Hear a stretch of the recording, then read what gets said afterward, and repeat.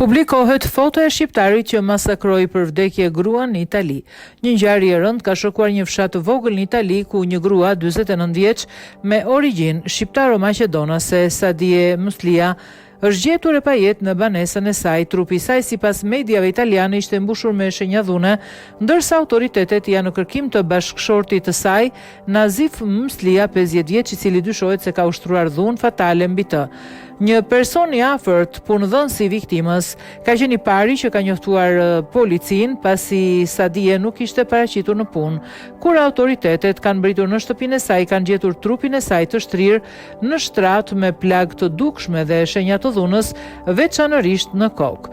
Pavarësisht se çifti ndodhej në proces divorci, burri i viktimës ishte rikthyer për të jetuar me të, ndërkohë që mediat italiane raportojnë se ai kishte një histori të dhunës në familje. Sipas burimeve, Sadie kishte denoncuar disa herë bashkëshortin për dhunë, por duket se ai ka vazhduar të ushtrojë kontroll mbi të.